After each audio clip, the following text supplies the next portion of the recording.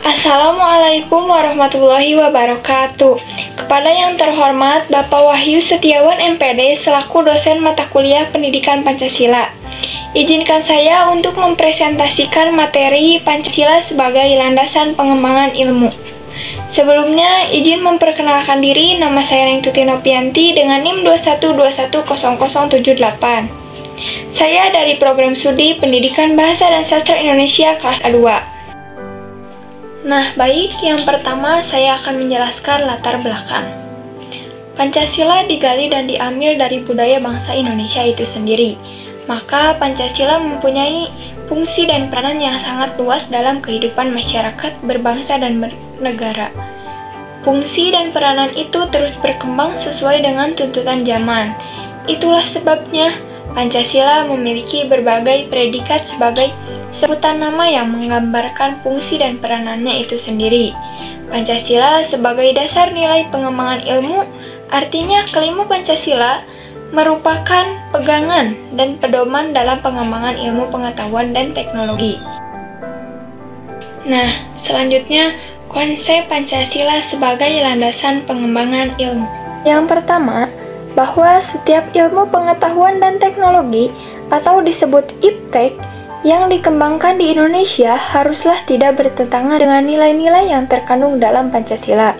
Kedua, bahwa setiap iptek yang dikembangkan di Indonesia harus menyertakan nilai-nilai Pancasila sebagai faktor internal pengembangan iptek itu sendiri. Yang ketiga, bahwa nilai-nilai Pancasila berperan sebagai rambu normatif bagi pengembangan iptek di Indonesia. Artinya, mampu mengendalikan iptek agar tidak keluar dari cara berpikir dan cara bertindak bangsa Indonesia. Yang keempat, bahwa setiap pengembangan iptek harus berakar dari budaya dan ideologi bangsa Indonesia sendiri, atau yang lebih dikenal dengan istilah indigenisasi ilmu, atau mempribumian ilmu. Nah, materi selanjutnya yaitu urgensi Pancasila sebagai pengembangan ilmu. Pentingnya Pancasila sebagai dasar pengembangan ilmu dapat ditelusuri ke dalam hal-hal sebagai berikut. Yang pertama, pluralitas nilai yang berkembang dalam kehidupan bangsa Indonesia dewasa ini seiring dengan kemajuan iptek menimbulkan perubahan dalam cara pandang manusia tentang kehidupan. Yang kedua, dampak negatif yang ditimbulkan kemajuan iptek terhadap lingkungan hidup berada dalam titik nadir yang membahayakan eksistensi hidup manusia di masa yang akan datang. Yang ketiga, perkembangan iptek yang didominasi negara-negara barat dengan politik global ikut mengancam nilai-nilai khas dalam kehidupan bangsa Indonesia, seperti spiritualitas, gotong royong, solidaritas, musyawarah, dan cita rasa keadilan. Nah, selanjutnya, mengapa Pancasila diperlukan sebagai landasan pengembangan ilmu?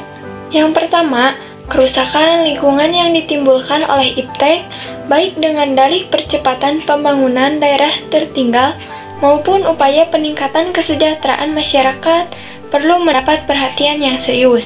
Apabila hal ini dibiarkan berlarut-larut, maka generasi yang akan datang menerima resiko kehidupan yang rawan dengan bencana.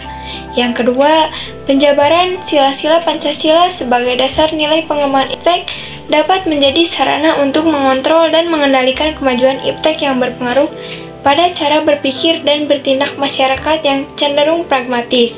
Yang ketiga, nilai-nilai kearifan lokal yang menjadi simbol kehidupan berbagai daerah mulai digantikan dengan gaya hidup global.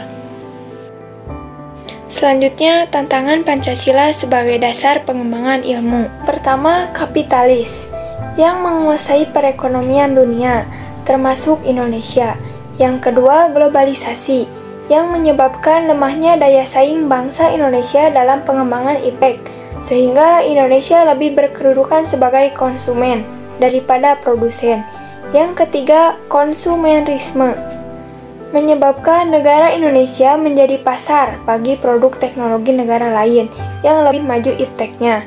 Yang keempat, pragmatisme yang berorientasi pada 3 ciri, yaitu keberhasilan, kepuasan, dan hasil, yang mewarnai perilaku kehidupan sebagian besar masyarakat Indonesia. Jadi kesimpulannya yaitu Pancasila merupakan satu kesatuan dari sila-silanya, harus merupakan sumber nilai kerangka berpikir, serta asas moralitas bagi pembangunan ilmu pengetahuan dan teknologi di Indonesia. Pengembangan ilmu dan teknologi yang menyangkut manusia haruslah selalu menghormati martabat manusia dan harus meningkatkan kualitas hidup manusia, baik sekarang maupun di masa yang akan datang, serta membantu pemekaran komunitas manusia, baik lokal, nasional, maupun global. Harus terbuka untuk masyarakat yang lebih memiliki dampak langsung kepada kondisi hidup masyarakat. Ilmu dan teknologi hendaknya membantu penciptaan masyarakat yang semakin lebih adil. Sekian dari saya, mohon maaf apabila banyak kekurangan. Wassalamualaikum warahmatullahi wabarakatuh.